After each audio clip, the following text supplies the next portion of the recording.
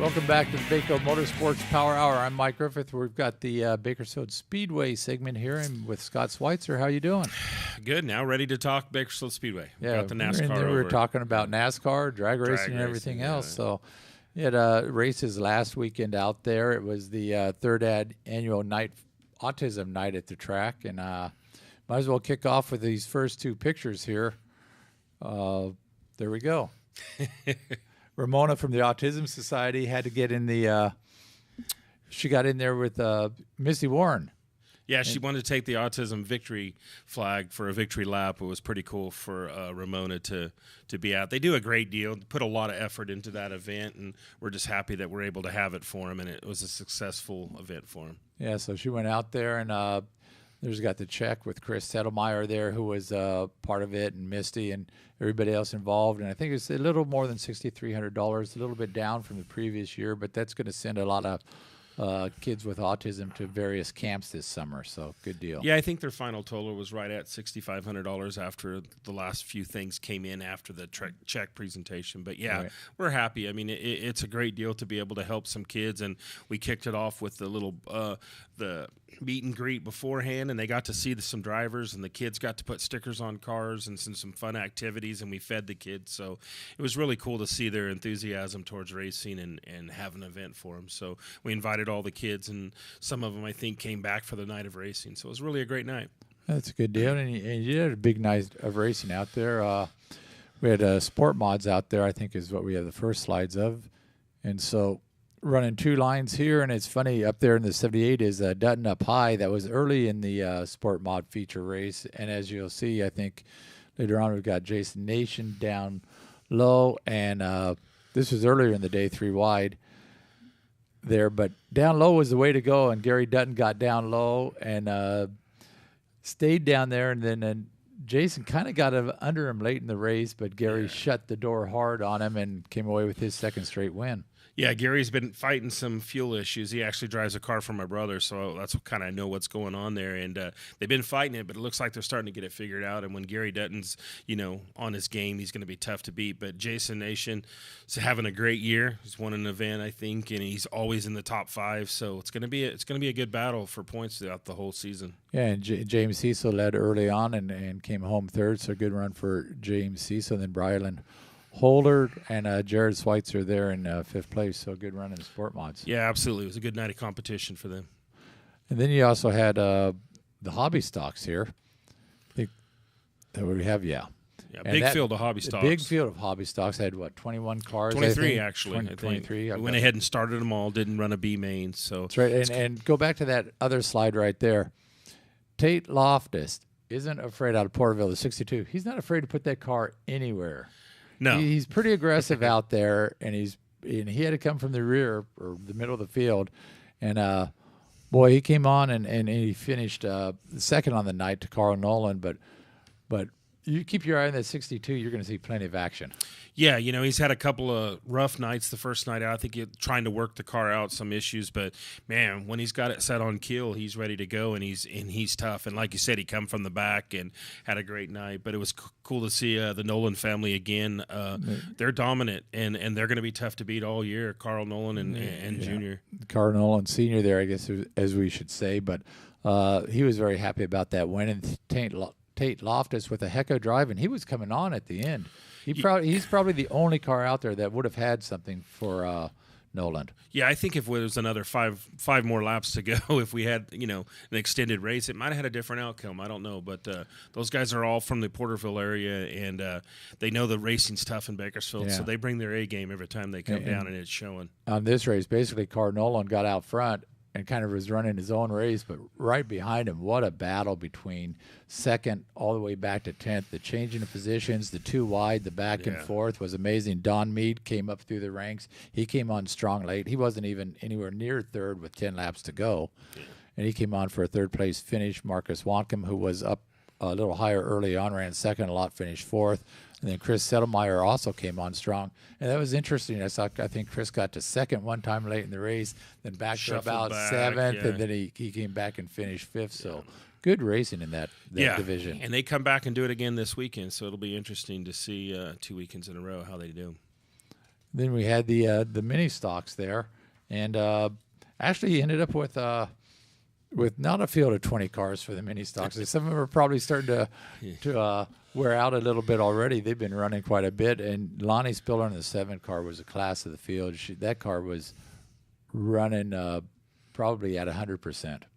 Yeah, when she got out there out on the point and was gone, she checked out, and that that car definitely runs good. And former track champion, and she's right in lines to be doing that again. So once she got out there, she was gone. Yeah, that's the best I've seen her run this year, and that car was on rails, and it was fun to watch. She was quick around there. Doug Shepard came in second, Steve Rourke third, Misty Warren. She had to go to borrow a car because she had the right rear wheel and tire came off. Yeah, in the heat race, she had a little mishap there with her car, but someone, in dirt track racing, all the racers are generous like that, and someone was able, knowing that she's a strong runner and running for points, they offered up her car there, and she jumped right into a first-time car she never drove, started in the back, and there she ends up in 4th place. Yeah, and she wasn't doing too well, very good right off, but then she figured it out. She figured out the car.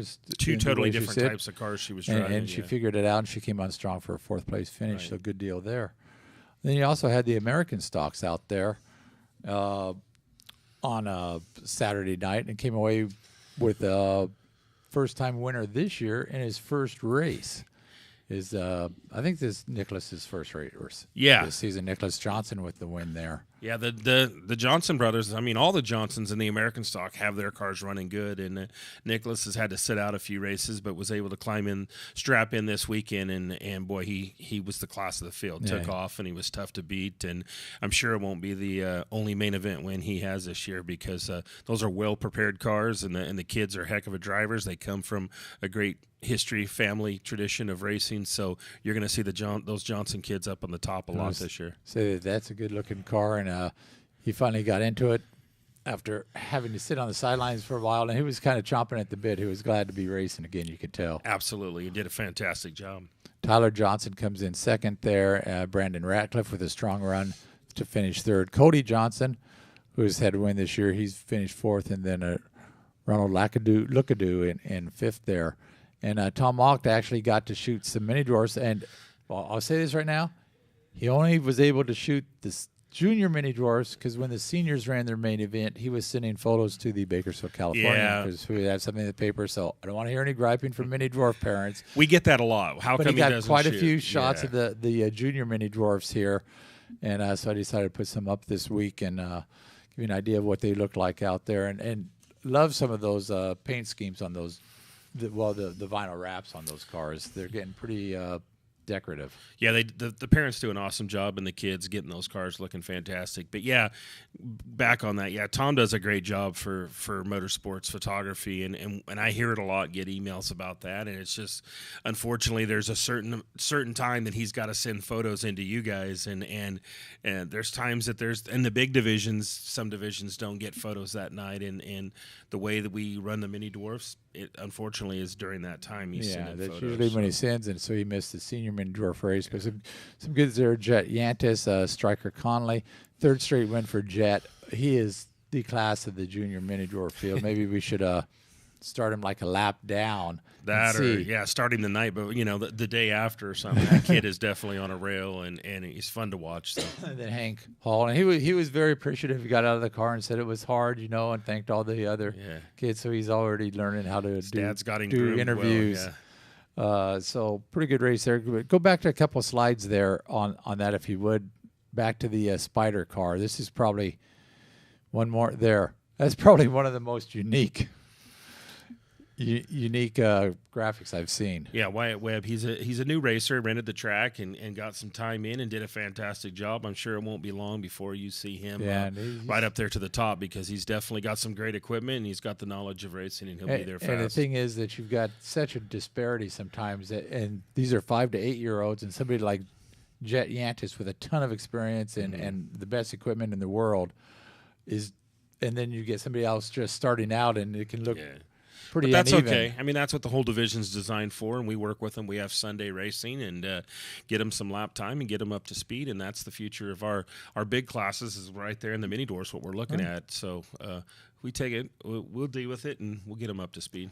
Then in the senior mini dwarfs, Jacob Carey with the win over Kennedy Cotton, and Kiersey Young was third. Brody Graham fourth, and Taylor Morrison fifth. So pretty good racing in that. Good win for Jacob Carey. It's been a while, I think, since he's been to Victory Circle. Past track champion, and struggled a little bit, but now he's got his car figured out. And in the junior mini dwarfs, they went green to checkered, so they went the whole way without a caution, which was some great racing, and they zipped around there pretty good.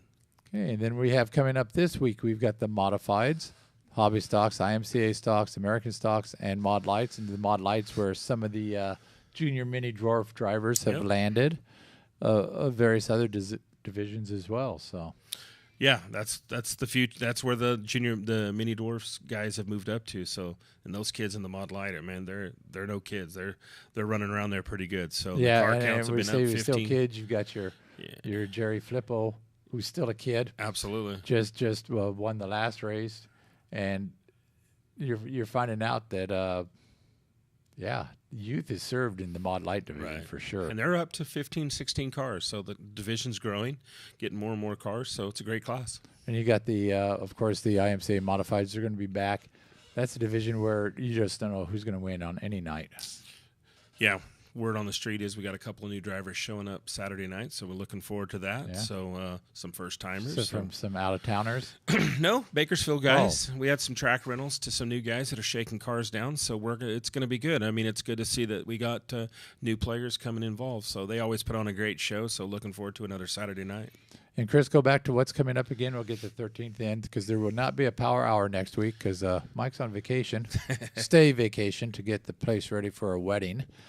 One of two in the next month and a half at my house. So anyway, on May 13th, Race Saver Sprint, Sport Mods, Mini Stocks, Hard Tops, and Mini Dwarfs. Get out there on May 13th. See those Hard Tops. They're fun. Yeah, and the first time that the Race Saver Sprints will be out there, the wing sprint cars, and it's a great division. They're running 22, 23 cars, so it's going to be a great night It's going to be a good night of racing. So get out to Bakersfield Speedway and support your local racetrack, your short track, because fans don't go, they might not be around. So. Anyway, we'll be back with another segment on the Baco Motorsports Power Hour in just a minute.